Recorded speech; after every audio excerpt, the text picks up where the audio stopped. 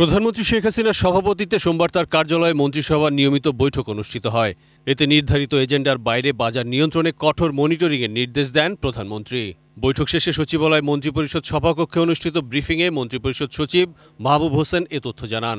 উনি বাণিজ্যমন্ত্রী মহোদয়কে খুব কঠোরভাবে বলেছেন যে বাজার মনিটরিংটা দিকে জোরালোভাবে নজর দিতে বলেছেন। মানে কিছু কিছু পণ্যে বাজারে সাপ্লাই কোনো ক্রাইসিস না সত্ত্বেও পণ্য মূল্য বৃদ্ধির যে প্রবণতা দেখেছেন এবং বললেন যে খুব কঠোরভাবে যেন বাজার মনিটরিংটা শুরু করা, সেজন্য উনি সুনির্দিষ্টভাবে বাণিজ্য প্রতিমন্ত্রীকে নির্দেশনা দিয়েছেন। মন্ত্রিসভার বৈঠকে বঙ্গবন্ধু শেখ মুজিবুর রহমান শান্তিপদক নীতিমালার খসড়ায় অনুমোদন দেওয়া হয়। মন্ত্রিপরিষদ সচিব জানান, গত বছর বঙ্গবন্ধুর জুলিও কুরি শান্তিপদকে ভূষিত হওয়ার ৫০ বছর পূর্তিতে প্রধানমন্ত্রী বঙ্গবন্ধুর নামে শান্তি পুরস্কার প্রবর্তনের ঘোষণা দিয়েছিলেন। বাংলাদেশ সহ বিশ্বের যে কোনো প্রান্তে শান্তি প্রতিষ্ঠায় অবদানের জন্য ব্যক্তি, প্রতিষ্ঠান বা সংস্থা এই পুরস্কারের জন্য মনোনীত হবেন। 1973 সালের 23 মে জাতিপিতা বঙ্গবন্ধু শেখ মুজিবুর রহমানকে জুলিও কুরি শান্তি পদক ভূষিত করা হয়েছিল এবং এটির 50 বছর পূর্তি আমরা গত বছর উদযাপন করেছি। সেখানে মাননীয় প্রধানমন্ত্রী ঘোষণা করেছেন যে বঙ্গবন্ধুর নামে উনি একটা শান্তি পুরস্কার প্রবর্তন করতে চান। সেই প্রেক্ষিতে একটি নীতিমালা আজকে আমরা উপস্থাপন করেছি। মন্ত্রিসভা আজকে সেটি অনুমোদন করেছেন। এই নীতিমালা আওতায়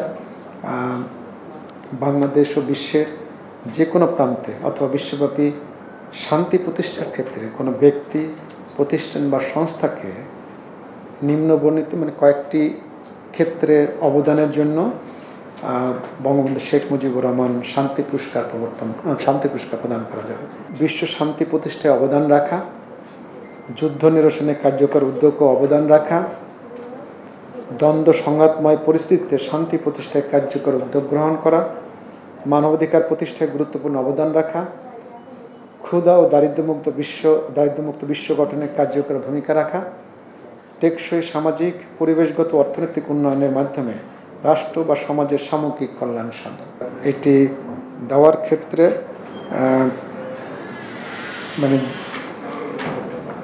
পৃথিবীর যে কোনো দেশ থেকে আমরা প্রস্তাব নিতে পারবো। সেখানে কারা কারা এই প্রস্তাব করতে পারে তারও আমরা একটা বর্ণনা রেখেছি। সেখানে আপনারা বলতে পারেন যে বিভিন্ন একটি দেশের সংসদ, দেশের সরকার, রাষ্ট্রপ্রধান বা সেই দেশের সংসদ সদস্যরা প্রস্তাব পাঠাতে পারবেন।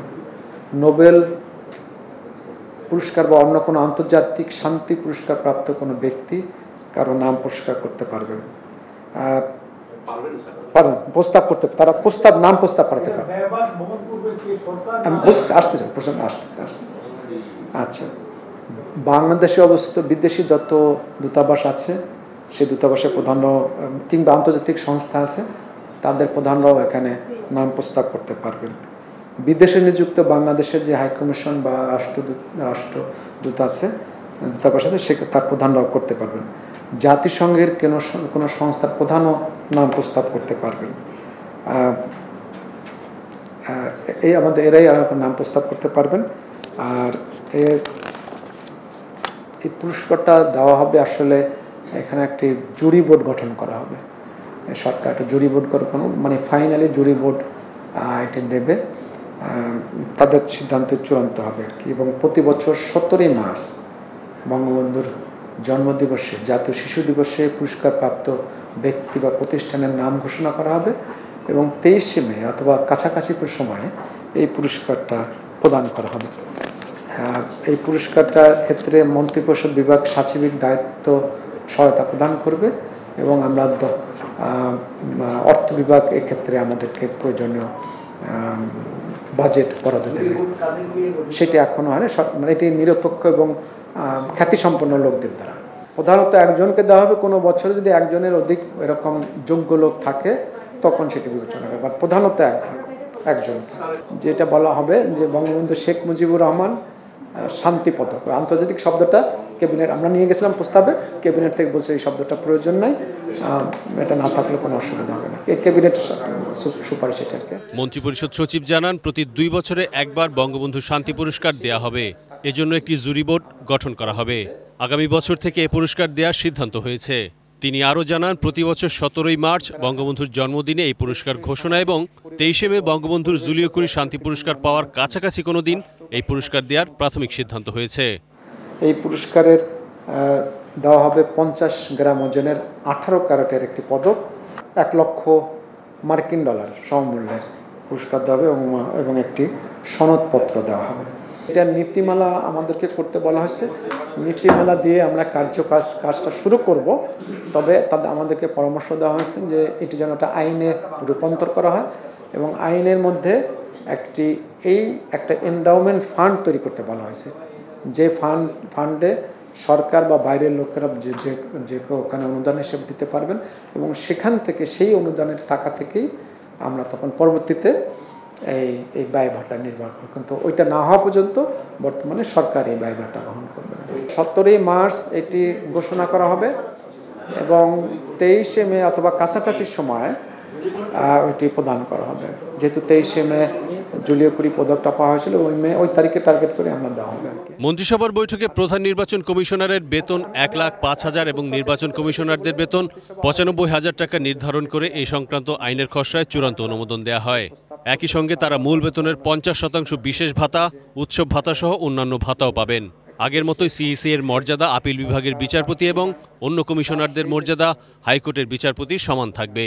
আগে যে আইনটা ছিল মূলত সেই আইনকে অনুসরণ করা হয়েছে, সেটা হলো যে প্রধান নির্বাচন কমিশনার আপিল বিভাগের বিচারপতির সমান বেতন এবং ভাতা পাবেন, আর নির্বাচন কমিশনার পাবেন হলো হাইকোর্ট ডিভিশনের বিচারপতির বেতন ভাতা। এইখানে ওইটা না লিখে যেটা করা হয়েছে যে নির্দিষ্ট করে দেওয়া হয়েছে বেতনটা, যেমন বলা হচ্ছে যে প্রধান নির্বাচন কমিশনার প্রতি মাসে 1,05,000 টাকা বেতন পাবেন, আর নির্বাচন কমিশনার পাবেন 95,000 টাকা। বিশেষ ভাতা হিসেবে তারা উভয় তাদের মূল যে বেতন তার 50% হিসেবে বিশেষ ভাতা পাবেন। তারা উৎসব ভাতা পাবেন, বাংলা নববর্ষের যে ভাতা আছেন সেটা পাবেন, আবাসন সুবিধা পাবেন, যানবাহন সুবিধা পাবেন, টেলিফোন সুবিধা, কুক ভাতা, সিকিউরিটি ভাতা এগুলো তারা পাবেন। নিয়ামক ভাতা পাবেন 8,000 টাকা করে।